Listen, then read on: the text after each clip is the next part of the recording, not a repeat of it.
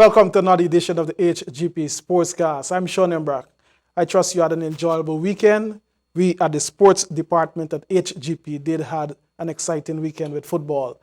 The boys from the East Coast, Buxton United, won their first game in the Stag Elite League when they engaged Burby side Monedalos 1-0 on Sunday at the GFC ground. Calvin Chapman was there and he filed that report. Buxton United entered the game winless, and the team had been struggling for goals, with Clive Andrews scoring the only goal for them in their 3 previous matches. If bottom of the table Buxton stood a chance of winning, it would have been against Monedalos, the team with the poorest defensive record in the tournament, conceding 7 goals in their 3 previous games. Eason Charles scored the lone goal of the double affair for Buxton, only the second goal the team has managed in the entire tournament, in the 82nd minute of a game that was threatening to be a stalemate. Well, our team executed what we did in training, and that is to dominate the other opponent in their third, and to play most of the ball in their third, and obviously to score a lot of goals. And seeing that we got 1 goal tonight, and that took us across the line, I mean that we feel really proud, and hard work do pay off. The coach commented on the tactics he employed during the game to foster mainly creation of goal-scoring opportunities for the goal drought team. We normally play a more defensive kind of strategy, but we just try to change this evening so we can get more support up front, more support into the players find the opponents find a third, and I think that paid off, because we normally play more with a defensive style, more of one man up front, and we find that's a kind of pressure for us, because it's be taking long for the support to come forward. So we try to change our strategy, and I think that'll work for us, With the win, Buxton United are 7th with 3 points, leaving losers Monedalos languishing at the bottom of the league table. Meanwhile, coach of the bottom of the table, Monedalos, Gordon Braffett, has expressed dissatisfaction with the way his team performed, and he lambasted the juvenile performance of his defenders. Calvin Chapman, again, with that story. An act of real immaturity from a player, put a ball for touch and standing up like if a man could get offside. It's showing where my team is really inexperienced, but something like that is real inexcusable. I have and the third team players don't do things like that. Braffett stressed his team's poor conversion rate, especially from one of his star players, Kevin Kotoy, who has experience playing professional football in St. Kitts and Nevis. And we can't afford to keep missing goals.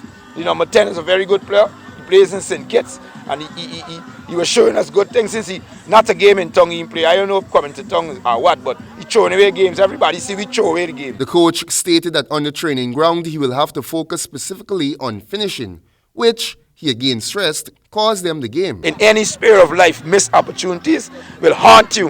And right now I can't sleep. Because when you lose like they can't sleep, they're haunting me, and they're missing the opportunities. You can't miss opportunities in life. If you got the opportunity to go and study, go and study.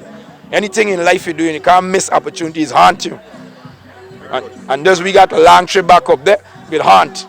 In more football news, Courts Guyana sponsored Pee Wee Under 11 Boys Football Tournament got off to a colorful start Saturday last with a march past of school teams and remarks from sports officials. We have the details in this report. Clad in their respective team uniforms, the Pee Wees marched to the rhythm of the FIFA football anthem as they filed past officials of Petro Organization, GFF, courts, and the Ministry of Education Sports Department.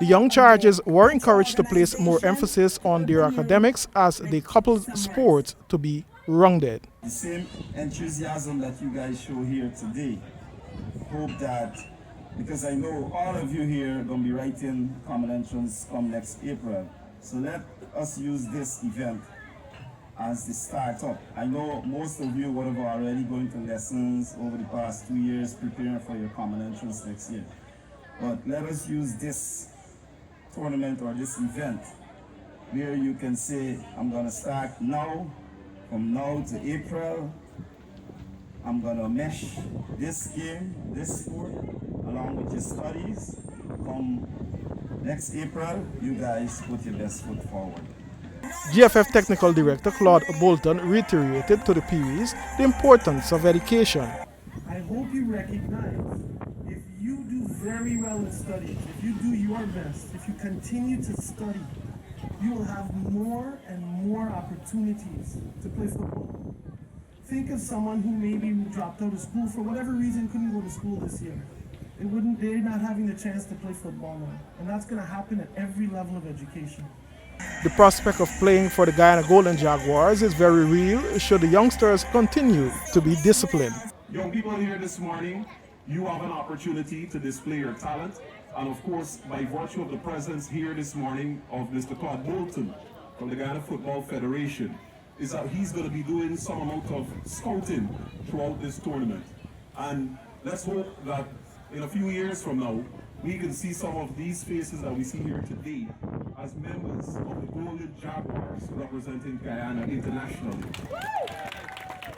National Sports Director Christopher Jones. Courts Guyana Inc. expressed their satisfaction at the growth of the tournament and the players. Courts will be here with you all the time throughout this. And I must say, this year the match pass is vastly improved. That means you are all willing to participate. I see some lovely uniforms, bright smiles, eager faces. Marketing Manager Purnell comments.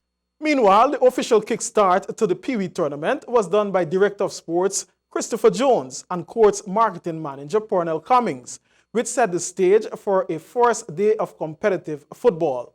St. Pius and St. Ambrose won without kicking a ball, gaining a walkover against St. Sidwell's and Communis Primaries, respectively. Smith's Memorial gained a 1-0 victory over Marion Academy. Enterprise scored 7 goals, the most on day 1 by a team against Winford Garden. School of the Nations, Sophia, F.E. Pollard, and St. Agnes played to draws. North Georgetown, South Rumvelt, West Rumvelt, St. Angeles, St. Margaret's, and defending champions Stella Maris picked up wins on day 1. 12 matches will be played again next Saturday. Game time is 10 a.m. at Thirst Park Ground. And that concludes our sportscast. I'm Sean Embra. Now for a look at the weather forecast.